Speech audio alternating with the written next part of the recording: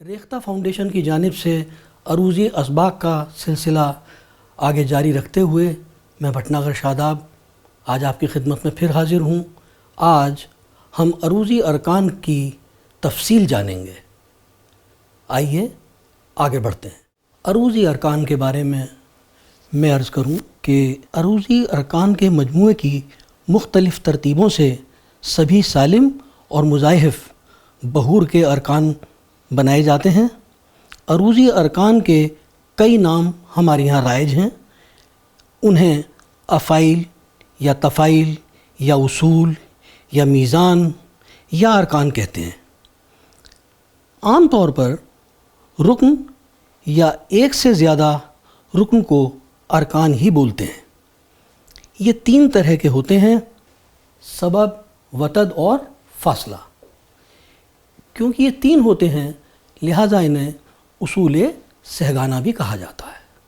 اب سبب خفیف کے بارے میں بتاؤں گا آپ کو، سبب ثقیل کے بارے میں بتاؤں گا۔ سبب کی یہ دو قسمیں ہوتی ہیں، پہلی ہوتی ہے سبب خفیف، دوسری ہوتی ہے سبب ثقیل۔ اب ان کے فرق کو آپ سمجھیں۔ میں آپ سے عرض کر دوں کہ یہ جو اصول سہگانہ میں نے آپ سے عرض کی ہے ابھی، انہی سے ہمارا تمام عروضی نظام چلتا ہے، لہٰذا ان کو یاد رکھنا بہت اہم ہے تاکہ مصرعے میں جو بھی لفظ آئے اس میں آپ ان کی شناخت کر سکیں۔ اب دیکھیے، سب سے پہلے ہے سبب خفیف۔ وہ ہے کہ پہلا حرف متحرک ہو، یعنی اس پر زبر، زیر یا پیش میں سے کوئی بھی حرکت یا علامت ہو۔ حرکت کو اعراب بھی کہا جاتا ہے، جیسے چل، گل، دل۔ اب اس میں آپ نے دیکھا کہ چل میں چے پر زبر ہے، زبر کی علامت آ گئی۔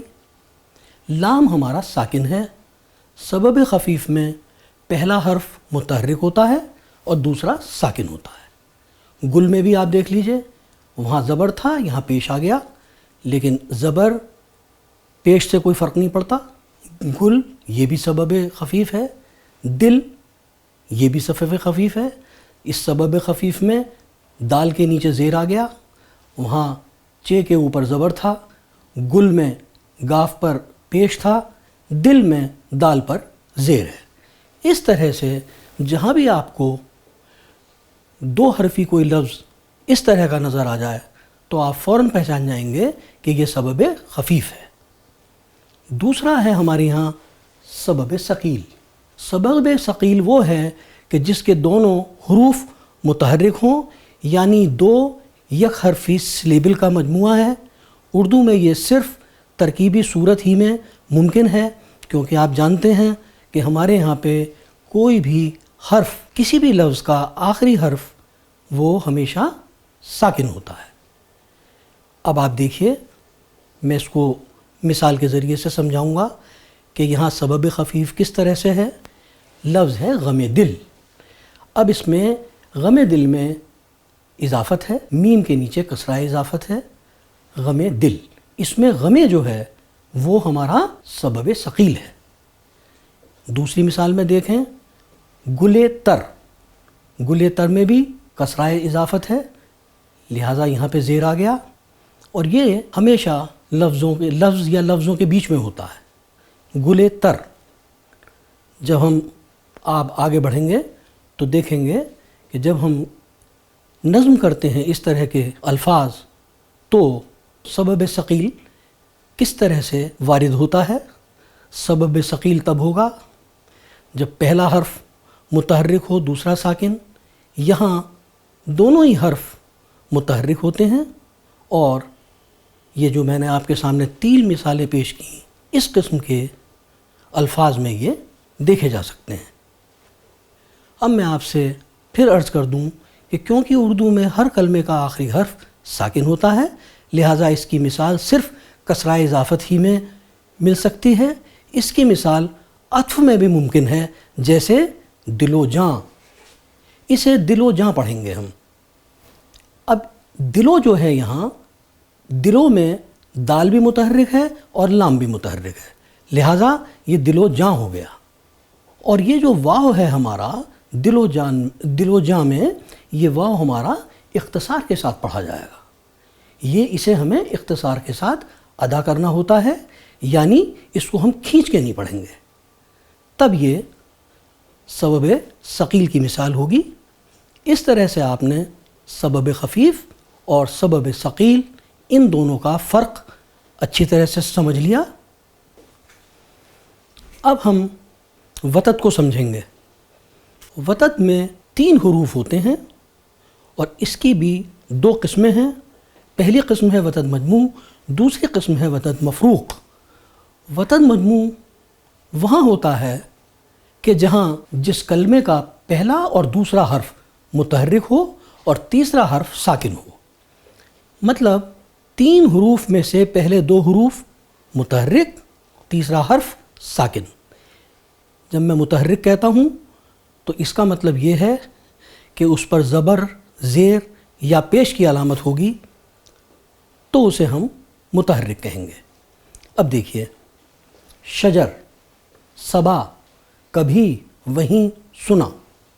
شجر میں شین اور جیم دونوں متحرک ہیں، رے ساکن، تو یہ وتد مجموع ہو گیا۔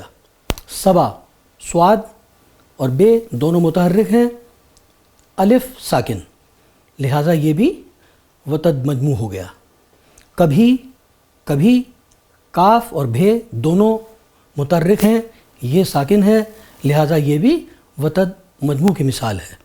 وہیں میں بھی اسی طرح سے ہے، پہلے 2 حروف متحرک ہیں اور آخری حرف ہمارا ساکن ہے۔ اور ایک بات یاد رکھنے کی یہ ہے کہ ہمیشہ تختی میں نون غنہ کبھی بھی شمار نہیں ہوتا۔ اس کے بارے میں جب موقع آئے گا تو میں اس کی تفصیل عرض کر دوں گا۔ فی الحال آپ اتنا ہی جان لیں کہ نون غنہ کہیں بھی تختی میں شمار نہیں ہوتا۔ سنا، اب آپ دیکھیے، سین پر پیش ہے، نون پر زبر ہے، الف، تو پہلے سین اور نون دونوں متحرک ہو گئے، الف ساکن ہو گیا۔ اس طرح سے یہ بھی ہماری وتد مجموع کی مثال ہے۔ اب وتد مفروق، اس میں آپ دیکھیں کہ جس کا پہلا حرف متحرک ہو، دوسرا ساکن اور تیسرا متحرک، یعنی یہ 2 حرفی اور یک حرفی سلیبل کا مرکب ہے، جبکہ وتد مجموع میں پہلے یک حرفی اور اس کے بعد 2 حرفی سلیبل ہے۔ اردو میں متحرک الآخر نہ ہونے کی وجہ سے سبب ثقیل کی طرح وتد مفروق آزاد لفظ کے طور پر نہیں ملتا، اور یہ صرف ترکیبی صورت ہی میں ممکن ہے۔ اس کی مثال دیکھیں، جیسے ذکر چمن میں، ذکر چمن، ذکر وتد مفروق ہے کیونکہ اس میں آپ دیکھیے زال متحرک ہے، کاف ساکن ہے، رے پھر متحرک ہے، اور پھر چمن۔ چمن جو ہے آپ سمجھ گئے ہوں گے کہ چمن جو ہے ہمارا یہ وتد مجموع ہے، کیونکہ چمن میں چے اور میم دونوں متحرک ہیں اور نون ساکن ہے، تو یہ ہمارا ذکر چمن ہو گیا۔ اس میں جو کسرہ اضافت ہے وہ وتد مفروق میں ہی آئے گی، تبھی یہ وتد مفروق کی مثال بنے گا، لہذا ذکر وتد مفروق ہے۔ اسی طریقے سے عرض حال، اس میں عرض وتد مفروق ہے کسرہ اضافت کے ساتھ۔ اسی طرح سے جان من میں ہے جانے وتد مفروق۔ اور میں یہاں یہ بھی عرض کر دوں کہ ذکر چمن میں جو کسرہ اضافت ہے اس کو ہم اشباع کے ساتھ نہیں بلکہ اختصار کے ساتھ میں ادا کرتے ہیں۔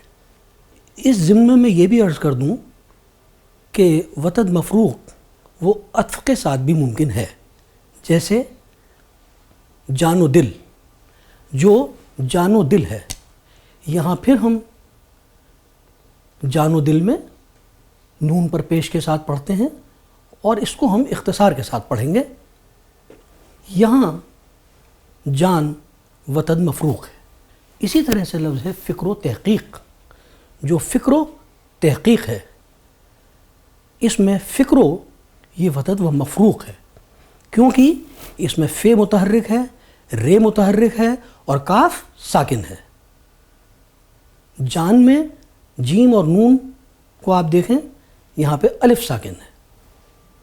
بالوں پر، اسی طرح سے بالوں پر دیکھیں، اس میں بالو وتد مفروق ہے۔ اب آپ نے یہ سمجھا کہ وتد جو ہمارے دو طرح کے ہوتے ہیں، وتد مجموع اور وتد مفروق، ان دونوں میں کیا فرق ہوتا ہے اور یہ عطف کی صورت میں کس طرح سے وارد ہوتے ہیں۔ آگے بڑھتے ہیں۔ ابھی تک ہم نے سبب اور وتد کو سمجھا، اب ہم فاصلے کی شناخت کرتے ہیں۔ اس کی بھی دو قسمیں ہیں، فاصلہ صغریٰ یا فاصلہ کبریٰ۔ فاصلہ صغریٰ کو فاصلہ صولت بھی کہتے ہیں۔ وہ ہے کہ کلمے میں 4 حروف ہوں اور پہلے 3 حروف متحرک ہوں اور چوتھا ساکن ہو، جیسے حرکت۔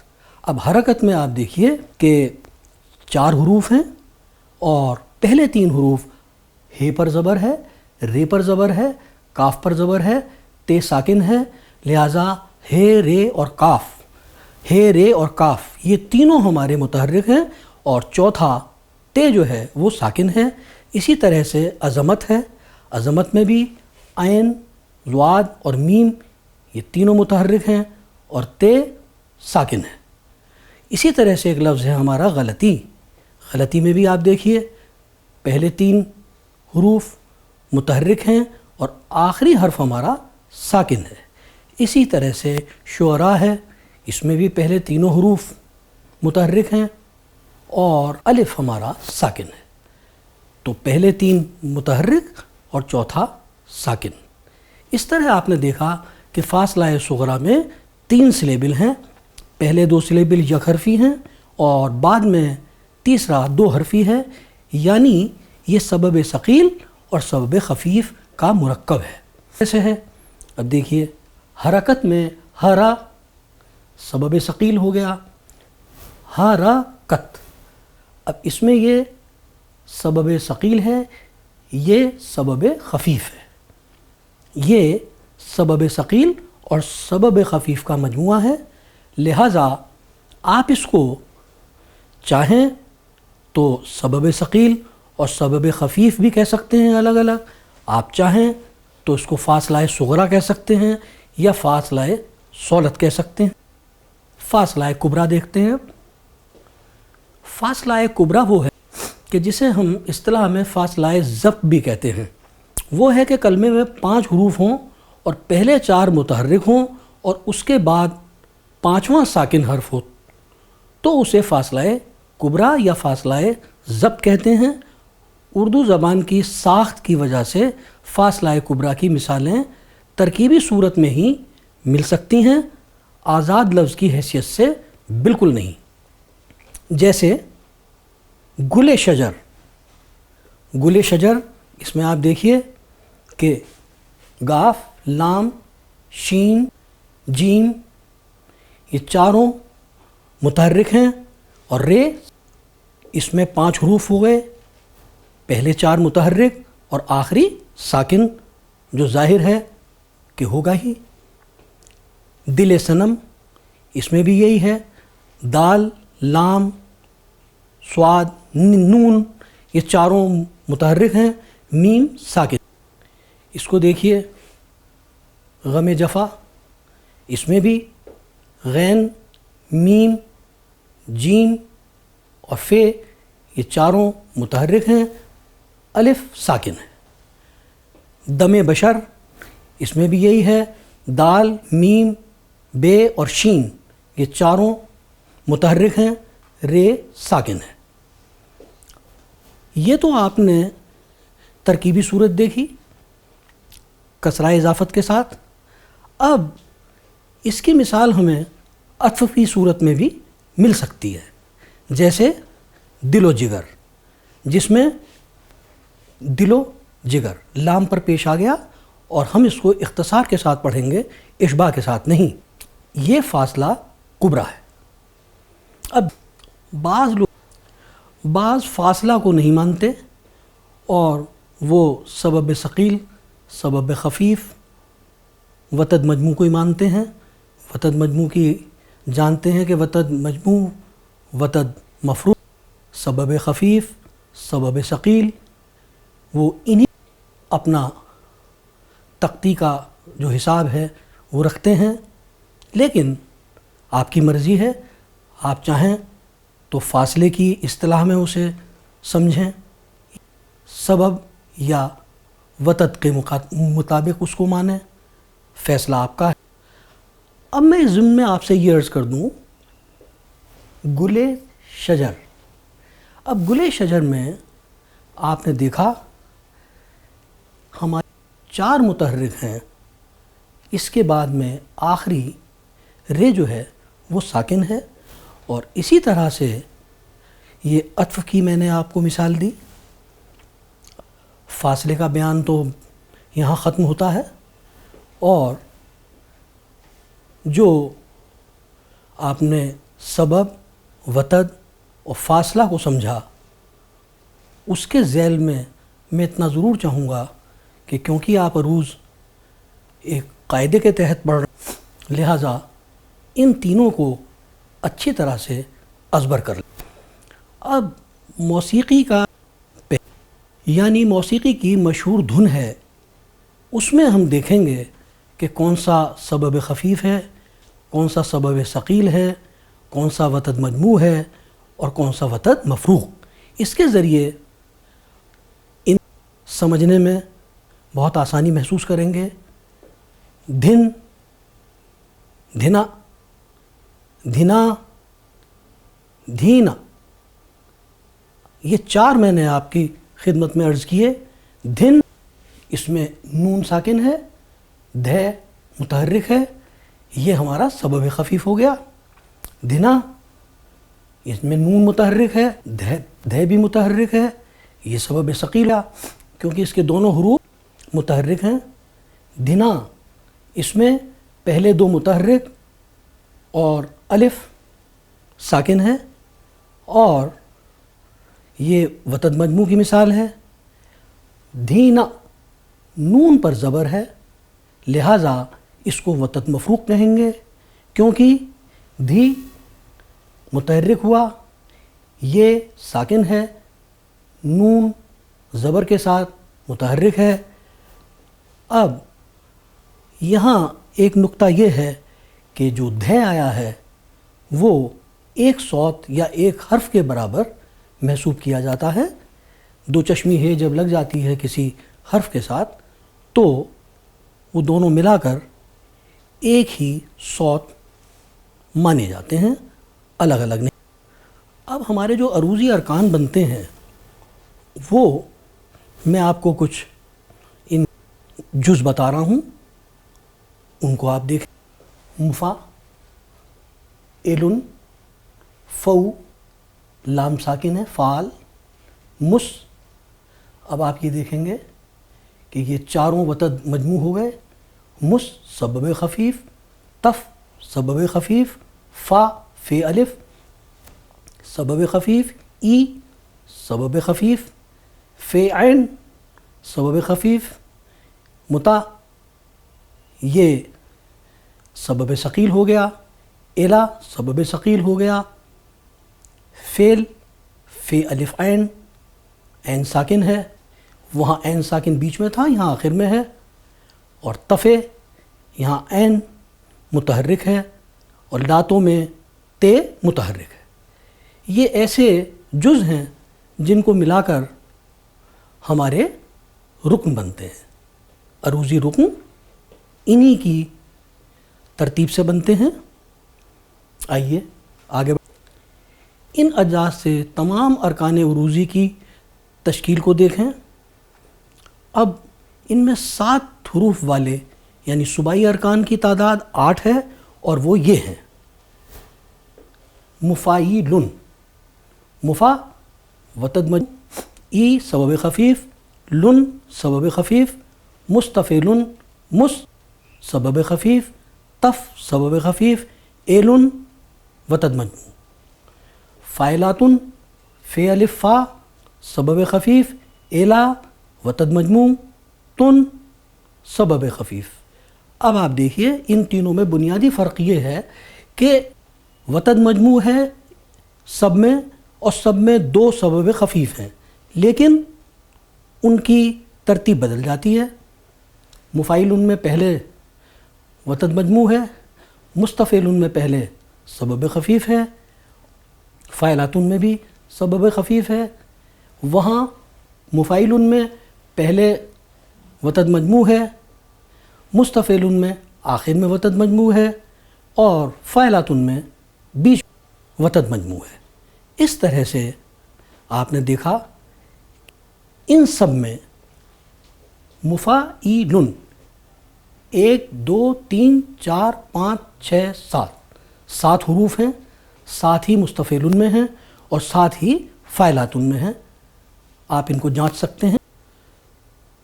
اب یہ 3 ارکان میں آپ کو وہ بتا رہا ہوں جن میں ایک وتد مفروق ہے اور 2 سبب خفیف ہیں۔ فاعلات، فائے وتد مفروق، لا تن دونوں سبب خفیف، مستفعل مس سبب خفیف، تفع وتد مفروق، لن سبب خفیف، مفعو لا تو مف سبب خفیف، او سبب خفیف، لا تو وتد مفروق۔ اب آپ نے دیکھا کہ ان تینوں میں فاعلات میں پہلے وتد مفروق ہے، مستفعل میں بیچ میں وتد مفروق ہے، اور مفعولاتوں میں وتد مفروق ہے۔ اب میں آپ کو 2 رکن بتا رہا ہوں جن میں ایک فاصلہ صغریٰ ہے اور ایک وتد مجموع ہے۔ فاصلہ صغریٰ آپ جانتے ہیں، اس میں سبب خفیف اور ایک سبب ثقیل ہوتا ہے۔ آپ چاہے اس کو فاصلہ صغریٰ کہیں یا ایک سبب ثقیل اور ایک سبب خفیف کہیں، بات ایک ہی ہے۔ اب مفاعلتن میں مفا وتد مجموع ہو گیا، اور ایلتن یہ فاصلہ صغریٰ ہے، چاہے اس کو سبب ثقیل اور سبب خفیف کہہ لیجئے، بات ایک ہی ہے۔ متفاعل میں بھی ایلن وتد مجموع ہے، متفا متا سبب ثقیل، فا سبب خفیف جو کہ فاصلہ صغریٰ ہے۔ اس طرح سے آپ نے یہ 8 ارکان دیکھے۔ اب میں آپ کو 5 حرفی ارکان بتاتا ہوں، یعنی جن میں حروف کی تعداد 5 ہے، اور یہ ہمارے صرف ایسے 2 ایک ہے فعول، ایک ہے فاعل۔ فعول میں پہلا وتد مجموع، دوسرا سبب خفیف، فاعل میں پہلا سبب خفیف، ایلن وتد مجموع۔ واضح رہے کہ فاعلات میں ایلا وتد مجموع ہے، اس لیے اس کو متصل یا مجموعی کہتے ہیں، اور فاعلات جو آپ نے دیکھا تھا ابھی، اس کو ہم کیونکہ اس میں فائے وتد مفروق ہوتا ہے، اس لیے اس کو مفروقی یا منفصل کہتے ہیں۔ یہ 2 اصطلاحیں آپ اور دیکھ لیجئے، جہاں بھی ہو آپ ان دونوں کی تخصیص کر سکتے ہیں، اس لیے یہ نقطہ واضح کر دیا۔ اب آپ نے عروضی ارکان دیکھے، انہی کو ملا ہم الگ الگ رکن بنتے ہیں، اور انہی سے ہماری بحر بنتی ہے۔ لہٰذا اب ہم یہ دیکھیں گے کہ سب سے پہلے شعر یا مصرے میں جو ارکان ہیں ان کو ہم کس طرح سے تقسیم کریں۔ یہ شعر خمار بارہ بنکوی صاحب کا ہے۔ اس میں ہے، یہ کیسی ہوائے ترقی چلی ہے، دیے تو دیے دل بجھے جا رہے ہیں۔ اب اس میں دیکھیں کہ آپ مصرع اولا یعنی پہلا مصرع، مصرع ثانی یعنی دوسرا مصرع، ان دونوں کو کس طرح سے ہم تقسیم کر سکتے ہیں سنتے کے ساتھ ہی۔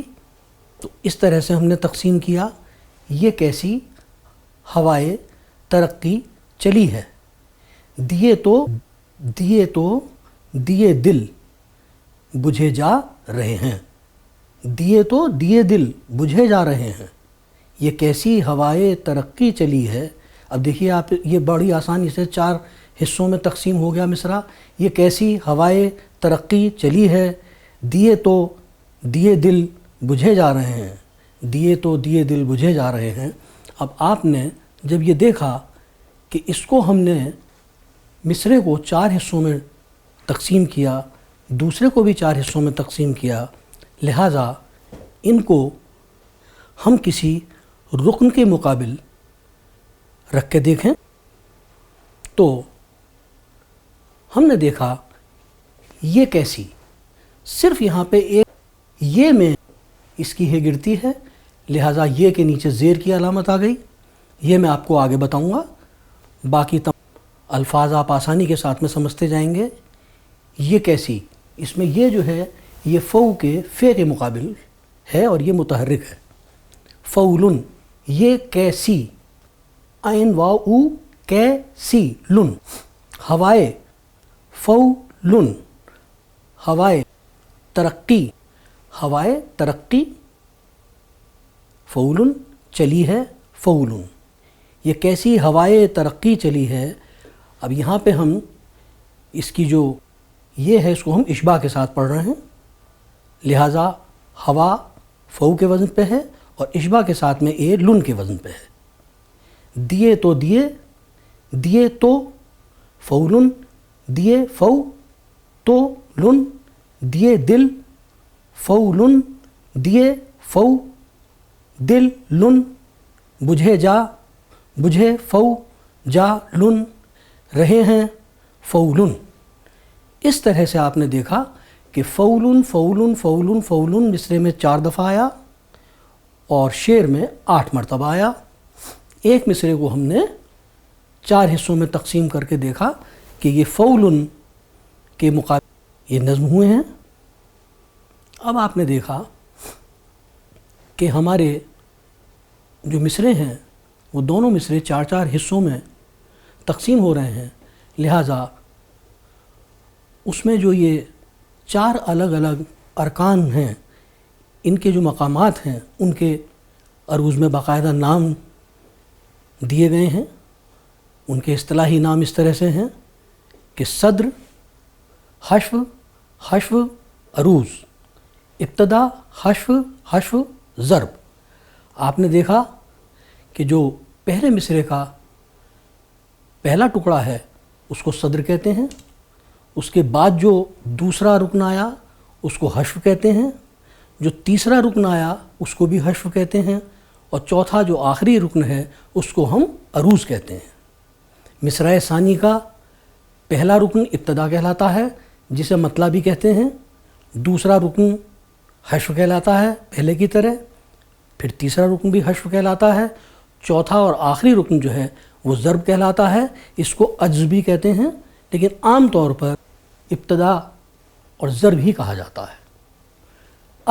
کیونکہ اس مصرعے میں 4 ارکان ہیں، لہٰذا اس آہنگ کو مسمن کہیں گے۔ مسمن میں 2 حشو ہوتے ہیں اور صدر، عروض، ابتدا۔ اس ضمن میں میں یہ بھی عرض کر دوں کہ ایک مصرعے میں 3 رکن ہوتے ہیں، یعنی شعر میں 6 ارکان ہوتے ہیں، تو اس کو مسدس کہتے ہیں، اور اگر اس میں صرف 2 رکن ہوتے ہیں مصرعے میں اور شعر میں 4 رکن ہوتے ہیں تو اس کو مربع کہتے ہیں۔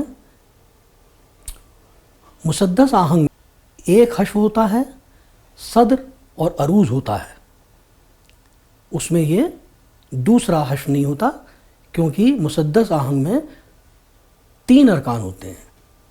مصرع ثانی میں ابتدا ہے، حشو ہے اور ضرب ہے، یہاں بھی یہ تیسرا رکن حشو نہیں ہوتا بلکہ ضرب ہوتا ہے۔ اور مربع آہنگ میں صدر، عروض، ابتدا، ضرب، کیونکہ اس میں ایک مصرعے میں صرف 2 رکن ہوتے ہیں، لہٰذا مربع آہنگ میں حشو نہیں ہوتا۔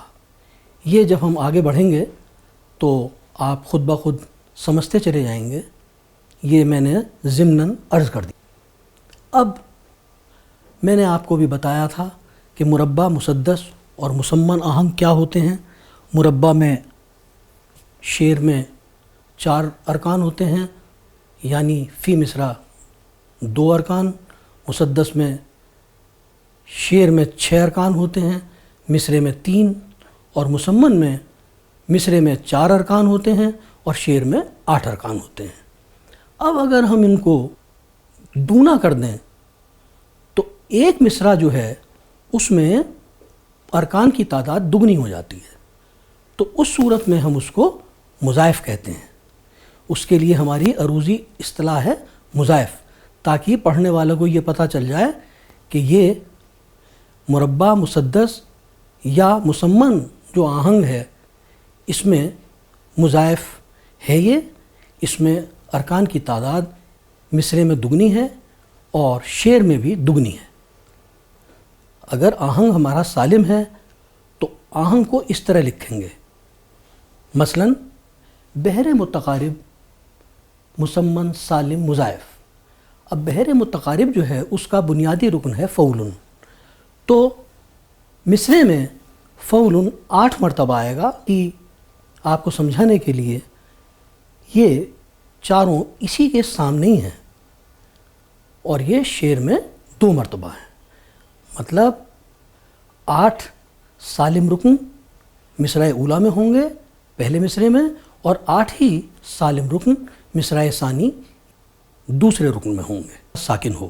جیسے حرکت میں آپ دیکھیے کہ 4 حروف ہیں اور پہلے 3 حروف ہے پر زبر ہے، رے پر زبر ہے، کاف پر زبر ہے، تے ساکن ہے، لہٰذا ہے، رے اور کاف، ہے، رے اور کاف یہ تینوں ہمارے متحرک ہیں، اور چوتھا تے جو ہے وہ ساکن ہے۔ اسی طرح سے عظمت ہے، عظمت میں بھی عین، یہ تینوں متحرک ہیں اور تے ساکن ہے۔ اسی طرح سے ایک لفظ ہے ہمارا غلطی، غلطی میں بھی آپ دیکھیے متحرک ہیں اور آخری حرف ہمارا ساکن ہے۔ اسی طرح سے شعراء ہے، اس میں بھی پہلے 3 حرف، تینوں حروف متحرک ہیں، الف ہمارا ساکن ہے، تو پہلے اور چوتھا ساکن۔ اس طرح آپ نے دیکھا کہ فاصلہ صغریٰ میں 3 سلیبل ہیں، پہلے 2 سلیبل یک حرفی ہیں اور بعد میں تیسرا 2 حرفی ہے، یعنی یہ سبب ثقیل اور سبب خفیف کا مرکب ہے۔ اب رکن جو ہے وہ محظوظ یعنی مضاعف ہو گیا، اس میں کمی بیشی ہوئی ہے تو فاعل ان سے ہم نے فے بنایا، تو اس کو ہم اس طریقے سے کہیں گے کہ پہلا، دوسرا، تیسرا سالم ہو گیا، چوتھا محظوظ ہو گیا، اب اس کو جب دونا کیا ہم نے تو یہ مضاعف ہو گیا۔ اگر صرف 4 ارکان ہوتے مصرع میں اور شعر میں 8 ہوتے تو ہم صرف کہتے کہ بحر متدارک مسمن محظوظ۔ اب کیونکہ ہمارے ہاں ایک مصرع میں 8 رکن ہیں، یا 4 ارکان دوبارہ سے ریپیٹ ہوتے ہیں، ایک مصرع میں 8 ارکان ہوئے اور 2 میں 8 کا دونا ہو گیا 16۔ اس طرح سے اس کا اصطلاحی نام مضاعف سے پہلے متدارک، مسمن، محظوظ اور اس کے بعد میں مضاعف لکھ دیتے ہیں۔ آج آپ نے عروضی ارکان اور اجزائے شعر ان کو تفصیل کے ساتھ سمجھا، اور مجھے یقین ہے کہ اب آپ انہیں ازبر کریں گے، کیونکہ یہ سبق ہمارا سب سے زیادہ اہم ہے، اور اگر آپ نے سبب اور فاصلہ کی شناخت کر لی، جنہیں ہمیں اصول سہگانہ کہتے ہیں، تو پھر آپ کو ہر چیز بہت آسان لگے گی اور ایک دم آپ آہنگ کو سمجھ جائیں گے، اور آپ نے دیکھا کہ اجزائے شعر کس طرح سے ہوتے ہیں، کیا ہوتے ہیں، ان کی کیا نوعیت ہوتی ہے۔